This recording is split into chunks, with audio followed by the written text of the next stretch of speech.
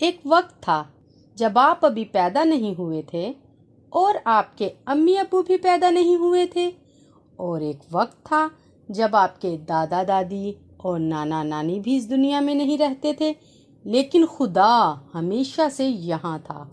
خدا وہی ہے جس نے سب کچھ بنایا۔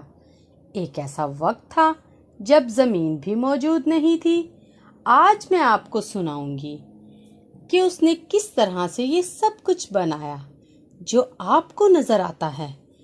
شروع میں صرف اندھیرا تھا، اور پھر خدا نے کہا روشنی ہو جا، اور اچانک روشنی ہو گئی۔ خدا نے صرف ایک ہی لفظ بولا، اور وہ اسی طرح ہوا جس طرح وہ چاہتا تھا۔ جب اس نے روشنی دیکھی تو اس نے کہا اسے تو میں دن کہوں گا، اور جب پھر سے اندھیرا ہو گیا تو اس نے کہا اسے میں رات کہوں گا، اور خدا نے کہا یہ اچھا ہے۔ یہ پہلا دن تھا۔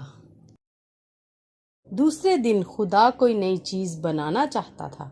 ہر جگہ پانی ہی پانی تھا، اور خدا نے کہا میں آسمان بنانا چاہتا ہوں، اور جب اس نے اس کو دیکھا تو اس نے دوبارہ کہا یہ اچھا ہے۔ یہ دوسرا دن تھا۔ جب رات گزر گئی تو خدا نے کہا میں خشک زمین بنانا چاہتا ہوں، وسیع علاقے۔ تو پھر کیا ہوا؟ ہاں، بالکل ایسا ہوا جیسا خدا چاہتا تھا۔ اب میں پہاڑ دیکھنا چاہتا ہوں، میں وادیاں اور میدان دیکھنا چاہتا ہوں، اور میں اسے گھاس سے ہرا بھرا دیکھنا چاہتا ہوں تاکہ یہ خالی خالی نہ لگے۔ پھر خدا نے کہا میں زمین کو خوبصورت بناؤں گا، میں درخت بناؤں گا، بہت مختلف قسم کے درخت، شاندار۔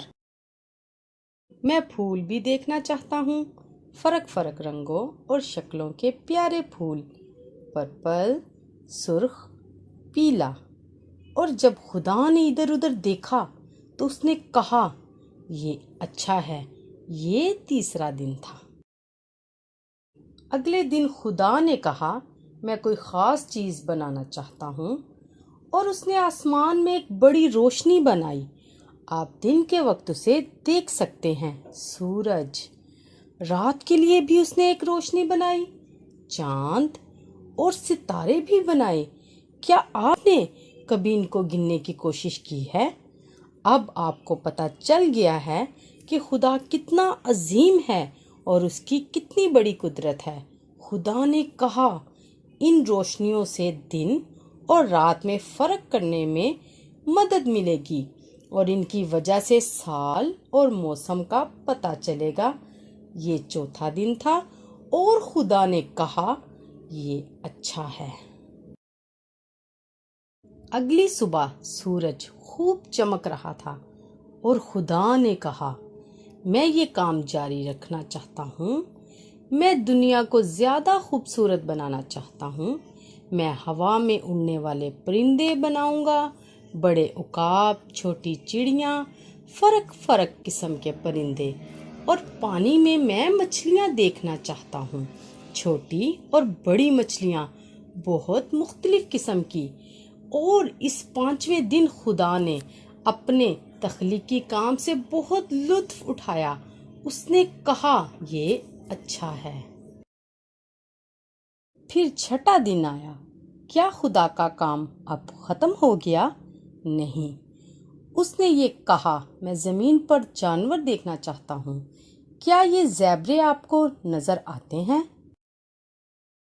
خدا نے فرق قسم کے جانور بنائے، چیونٹیوں اور مکڑیوں جیسے چھوٹے چھوٹے جانداروں کے علاوہ کتے، بلیاں اور شیروں جیسے بڑے بڑے جانور۔ زمین بہت زیادہ خوبصورت ہو گئی۔ چڑیوں کا چہچہانا سنائی دے رہا تھا، تتلیاں ادھر ادھر اڑ رہی تھیں۔ خدا نے دیکھا کہ یہ سب کچھ بہت اچھا بن گیا ہے، لیکن ابھی تک اس کا کام مکمل نہیں ہوا۔ اس چھٹے دن خدا نے دنیا کے پہلے انسان کو بھی بنایا۔ اگلی کہانی میں آپ کو پتہ چلے گا کہ اس نے ایسا کس طرح سے کیا، اور چھٹے دن کے بعد خدا نے آرام کیا۔